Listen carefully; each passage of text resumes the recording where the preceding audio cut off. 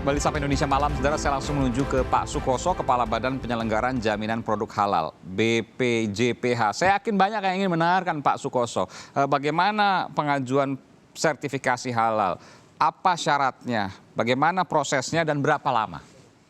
Ya, semuanya tentu berangkat dari undang-undang ya. Kita paling lama kalau di undang-undang berapa lama itu 93 hari kerja. Tetapi dengan undang-undang Omnibus Law, terutama RUU Cipta Kerja ini, kita ingin tadi berdasarkan masukan supaya lebih cepat lagi menjadi 21 hari kerja. Sebelumnya berapa Pak sekarang Pak? Kan Omnibus Law belum disahkan. Betul. Dan masih banyak pro dan kontra. Undang-undangnya tetap 93 hari kerja maksimal. Artinya kalau semua terpenuhi itu lebih tepat dari 93 hari kerja ya. Oh, 93 hari. Itu nggak bisa kemudian di masa pandemi di mana ada banyak kebutuhan kemudian diubah lebih cepat, nggak bisa Pak? Oh, bukan masalah diubah atau apa, itu kan maksimal ya. Jadi bisa jadi itu 20 hari, 1 minggu dan sebagainya, tergantung kepada, karena mengajukan itu ada persyaratan yang harus dipenuhi ya. Ini karena apalagi ini menyangkut tentang makanan. Makanan itu tidak terlepas dari aspek keamanan ya, lingkungan ya. Karena bicara tentang halal ini aspeknya juga terkait dengan persyaratannya. Ada nggak sesuatu yang mengkontaminasi sehingga menyebabkan dia itu najis, kan begitu. Betul. Nah ini harus diberi pemahaman kepada pelaku usaha, karena mohon maaf tidak semua pelaku usaha tentu kenal dengan food additive. Ya, di dalam proses makanan biasanya ada bahan tambahan yang dimasukkan.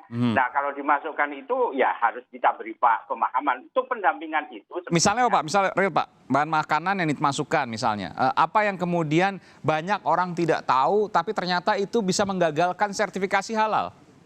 Sebagai contoh begini ya, kalau saya ngomong yang kode bisnis aja ya, itu kan ada European Code yang dia tidak paham pada itu bentuk pewarna, ya bentuk pengembang, bentuk semacam itu ditambahkan. Dan itu mengandung misalnya zat-zat yang diharamkan, katakanlah seperti itu. Betul, begitu. Nah, atau misalnya gelatin, misalnya karet apa namanya, seperti itu ada kode-kodenya.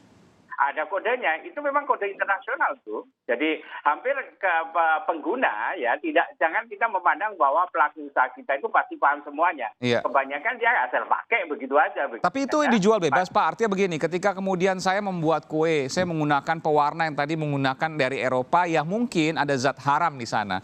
Apakah kemudian pewarna itu dijual bebas di supermarket misalnya sehingga orang bisa seenaknya ngambil? Kan tidak juga Pak. Kalau bicara itu memang dijual bebas itu ya. Dijual bebas Pak? Iya, ada beberapa. Kan gini ya, kita harus sadar bahwa memulai keketatan sertifikasi halal ini 17 Oktober 2019. Mulai itulah pemerintah melakukan proses itu dan memang prioritasnya pada produk makanan minuman duluan. Karena ini produk primer yang dibutuhkan. Karena itulah perlu pembenahan dalam segenap strukturnya begitu. Termasuk dalam hal ini untuk menjadikan produsen atau pelaku usaha ini berjalan dengan baik sesuai dengan standar, ya harus ada pendamping. Yang itu memang dinyatakan dalam undang-undang. Itulah penyedia halal. Langkah pertamanya Pak Sukoso, apa yang harus dilakukan? Mungkin masuk ke website tertentu misalnya? Oh ya, ada memang beberapa website ya. Jadi langkah pertama tentu di situ dijelaskan. Masuk aja ke website kami. Surat permohonan sertifikasi halal itu bisa diunduh di www.halal.go.id. Kemudian formulir pendaftaran bisa diunduh juga ke situ.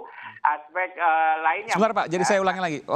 www.halal.go government ya Pak ya, .go.id. Betul. Baik. Di situ. Jadi permohonan sertifikasi halal diajukan di situ. Lalu formulir pendaftaran bisa diunduh di situ ya. Aspek legal lainnya yang menyertai tentunya ya. Tentunya dalam hal ini yang mendukung usaha itu legal begitu ya. Kemudian tentu yang terkait dengan surat penetapan. Karena memang begini, kalau ketentuan di dalam proses sertifikasi halal ini harus ada penyelia halal. Penyelia halal itu boleh juga pelaku usahanya yang kita screening begitu. Ini. Kemudian nama dan jenis produknya, daftar bahan dan produk dalam bentuk metrik ya. Contoh sederhananya gini ya, bikin pisang goreng. Itu kan minyaknya apa? Kalau sudah labelnya halal ya halal begitu ya. Kemudian adonannya pakai apa saja. Seperti itulah. Jadi daftar itu harus dikirimkan. Proses alur pembuatannya ini juga harus dibikin gitu, dikirim. Dan sehingga kita bisa mengajukan untuk dilakukan audit oleh LBH. Dan disitulah proses landasannya kemudian menjadi landasan untuk melakukan sidang fatwa oleh MUI bagi produk tentunya yang baru. Nah, dalam hal ini memang ada beberapa pengajuan-pengajuan yang lebih progres. Tadi saya sampaikan memang undang-undang ini harus kita taati. Satu. Yang kedua, undang-undang ini ditinjau dalam RUU Cipta Kerja, Omnibus Law. Sebagai contoh misalnya, yang zero risk dan low risk itu boleh melakukan self-declare. Tetapi BPJB harus menyiapkan standarnya begitu. Baik. Saya ke Pak Widodo. Pak Widodo, apa yang bisa disampaikan di sini Pak Widodo? Karena memang ada proses yang maksimal lama juga, 93 hari meskipun bisa lebih cepat, tapi ada dorongan ke sana. Apa yang kemudian bisa disampaikan di sisi Kemenkominfo? Yang pertama ini sebetulnya adalah satu upaya untuk membangun kesadaran bahwa dengan dilabeli halal, maka kekuatan mereknya akan lebih bisa menjamin dan kelangsungan usahanya.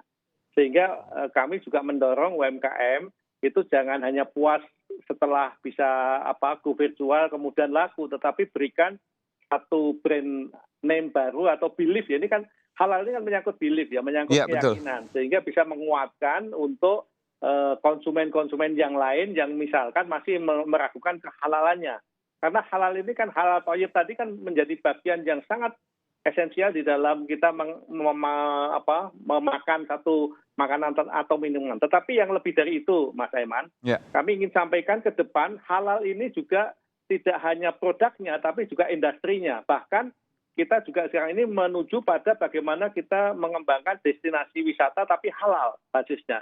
Nah, poinnya adalah memang kalau di dalam sisi keuangan kita ada namanya ekonomi syariah yang berbasis pada nilai keislaman. Nah, di dalam produk makanan maupun industri ini juga kita upayakan untuk berbasis pada religiositas yang itu juga menjadi pegangan khususnya orang-orang yang mengedepankan produk-produk halal.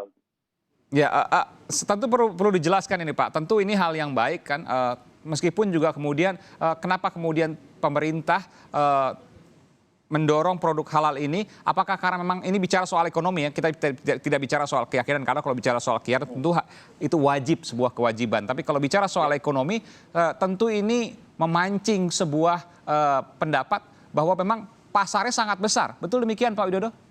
Betul sekali. Sangat besar. Jadi memang ini kita, tadi pemerintah di PEN tadi sudah menggelontorkan banyak sekali stimulus untuk bisa menumbuhkan UMKM. Dan stimulus ini betul-betul berkejaran dengan waktu karena nanti pada kuartal keempat kita harapkan jangan sampai minus lagi. Dan ini kekuatan UMKM itu kan 60% PDB ya. Jadi dengan 60 juta kemudian 9,4 juta UMKM yang sudah online tadi itu struktur secara ekonomi 60%. Mayoritas ya Pak? Mayoritas, makanya ini harus kita dorong dan ini impact-nya secara pemerataannya sangat kuat. Jadi memang ini dua sisi yang dikembangkan. Termasuk juga tadi kita mendorong kesadaran baru karena negara-negara yang maju sekarang ini apa-apa kan makan saja ada halal. Nah di tempat kita sendiri yang umat muslim yang mayoritas itu juga malah belum terbiasa. Jadi ini persoalan tradisi mengkonsumsi makanan minuman ataupun juga jasa yang berbasis pada halal. Pak Sukoso, kalau seandainya ada dorongan seperti ini, apakah siap di kala pandemi ini karena banyak yang kemudian beralih profesi, lalu kemudian numpuk banyak kemudian yang mengajukan sertifikasi halal. Sudah disiapkan Pak? Sudah kemudian diperkirakan soal itu? Ya, tentunya kita siap ya dalam pengertian di sini tren data kami mulai 17 Oktober aja sudah mengalami peningkatan yang luar biasa. Ada kenaikan Pak dari sebelumnya? Ada kenaikan, cuman memang ketika masa PSBB ini yang paling kena imbasnya adalah UMK. Itu makanya kenapa kita concern bagaimana mendorong sertifikasi halal menjadi Rp0 bagi UMK dan sebagainya ini supaya mereka tumbuh begitu. Karena memang yang terkena dampak dari PSBB ini memang UMK gitu. Kalau yang lain cenderung stabil, apalagi urusan makanan minuman yang kalau kita katakan bagi perusahaan menengah dan besar yang sudah formnya sudah mengikuti, itu cenderung stabil aja gitu. Siapa sih yang sekarang itu mereject masalah makanan minuman pasti akan merupakan kebutuhan sehari-hari. Dan saat ini tentunya kalau kita perhatikan memang UMK kita sebagian besar itu mendominasi pada produk makanan minuman ini. Ada angka Pak Widodo. Berapa kemudian penambahannya? Karena kita tahu bahwa banyak PHK misalnya saat ini, lalu kemudian dari PHK itu mereka beralih profesi, jual makanan dan lain sebagainya. Ada angka kemudian Pak Widodo mungkin punya angka yang bisa menggambarkan itu? Kalau angka secara kuantitatif kami belum punya, tetapi saya ingin mengacu ke BPJPH itu bahwa dengan adanya Rp0 tadi sampai tahun ini itu sudah ada 560 ya yang UMK yang kemudian ikut berminat untuk mendaftar sertifikasi halal. Artinya Luar biasa. apa? Ini Rp0 Pak ya? Sekali lagi Rp0 ya? Rp0. Dan jumlahnya sudah 500 lebih. Ini kita harapkan, kita diseminasikan untuk bisa, mari yang UMK ini, mikro kecil ini betul-betul segera memanfaatkan stimulus dari pemerintah yang membebaskan untuk pengurusan sertifikat halal ini. Saya kira ini penting sekali, Mas. Ya, jadi hanya perlu masuk ke situs www.halal.go.id, lalu kemudian ikuti perintah dan sebagainya, mengunduh dokumen, sama sekali tidak ada uang yang harus dikeluarkan. Betul, tidak. Ya. Betul, Makanya ini yang saya kira dan ini membangun saya menambahkan, kesadaran. menguatkan datanya Pak Widodo ya. Saat ini dari Kementerian Agama BPJPH itu merealokasi budgetnya untuk mendukung hampir 3.200 unit usaha mikro kecil yang Rp0 tadi itu. Kalau tadi 560 itu, hari ini kami sudah menandatangani sertifikat 560. Dan itu kalau itemnya, ya itu kan pelaku usaha. Satu pelaku usaha bisa menghasilkan 3 atau 4 produk. Ambil rata-rata 3 produk. Sudah 1.500-an sampai 2.000 produk bersertifikat halal. Nah inilah. Yang sudah keluar sertifikatnya berapa Pak? Dalam? Yang sudah keluar sertifikat halalnya berapa? 560. Pada saat ini di meja saya seperti yang dikonfirm oleh Pak Widodo tadi. Mohon maaf Pak, jadi sertifikatnya masuk berapa, yang sudah jadi berapa? Yang masuk ke kami 3.000 pelaku usaha. Oke. Ya. Kali Kemudian 3 misalnya katakanlah begitu ya. Kita harus ngecek ya, cek. Itu 560 sudah pelaku usaha menerima.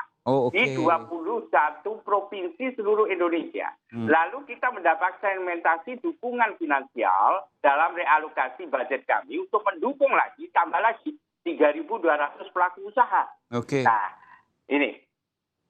Ada katakanlah petugas khusus karena permintaannya begitu tinggi saat ini, Pak Sukoso? Kami dalam hal ini mengantisipasi itu kan menempatkan satgas halal di tiap provinsi, bahkan sampai turun ke kabupaten kota.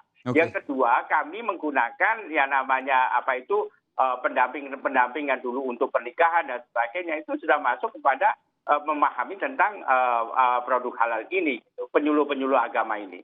Jadi kami berharap nanti mudah-mudahan ke depan tentu kami merancang juga untuk mobile certification. Jadi tidak standby di satu tempat. Kita akan bergerak seperti contohnya yang biasa dilakukan misalnya ada pengusaha yang lainnya itu. Jadi yang dari 3.000 itu 500 sudah keluar dan 500 itu produknya sudah bisa dilabelkan halal. Iya, sudah. Luar biasa. Jadi 500 itu catatannya gini, 500 itu pelaku usaha. Iya, bisa misalnya katakanlah 3 begitu ya. Satu usaha 3 produk kalau misalnya. 3 sudah 1.500 jenis produk, begitulah gambarannya ya. Oke. Baik, Pak Widodo, apa yang bisa disampaikan sini Pak ketika kemudian masyarakat ingin ada keinginan untuk mendapatkan sertifikasi halal, tapi kemudian masih belum punya pengetahuan yang cukup, karena kan ini nggak semua juga ditonton soal ini Pak. Baik, ya ini jadi memang kami juga membuka ruang publik untuk bisa membantu untuk memfasilitasi masyarakat untuk bisa sampai pada mendaftarkan sertifikat halal ini. Karena tugas kami memang bagaimana menjadi jembatan untuk berbagai kepentingan nasional ini untuk masyarakat UMKM yang saat ini sudah mulai eksis. Kami dorong betul supaya lebih stabil, mapan untuk bisnisnya dengan dilabeli halal, dan ini intangible asset ya. Ini aset yang saya kira penting sekali. Terakhir Pak Sukoso mungkin yang disampaikan? Ya, saya berharap tentunya ini kesempatannya luar biasa sekali. Ya, tentunya beberapa pihak dalam hal ini sangat berharap kami untuk bisa membantu kami mensosialisasikan ini semua. Karena memang halal itu tidak merupakan kebutuhan mendasar dan jangan dijadikan Indonesia hanya sebagai market saja, tapi kita harus bisa produsen, betul. Dunia luar. Pak, terakhir Pak, untuk kemudian ke Pak Sukoso, apa yang harus dipersiapkan yang paling dasar bagi orang atau produk ya yang kemudian ingin mendapatkan sertifikasi halal, selain tadi masuk ke situs www.halal.go.id? Kalau saya siapkan aja bahannya yang sudah bersertifikat halal, karena membuat produk itu kan mata rantainya dari sekian dari sekian bahan yang digunakan kan ya, sebagai contoh itu. Kalau saudara menggunakan semua bahannya sudah bersertifikat halal, ya insya Allah akan lebih cepat mendapatkan sertifikat halal. Jadi tercatat, terrekord dengan baik apa saja bahan-bahan dan lain sebagainya. Itu yang paling penting ya? Ya, betul. Baik. Termasuk juga prosesnya. Terima kasih Pak Widodo Muktio, Dirjen Informasi dan Komunikasi Publik Kementerian Komunikasi dan Informatika, lalu kemudian Pak Sukoso, Kepala Badan Penyelenggaraan Jaminan Produk Halal BPJPH, Kementerian Agama. Selamat malam, Assalamualaikum warahmatullahi wabarakatuh. Terima kasih Bapak-Bapak. Waalaikumsalam. Iya.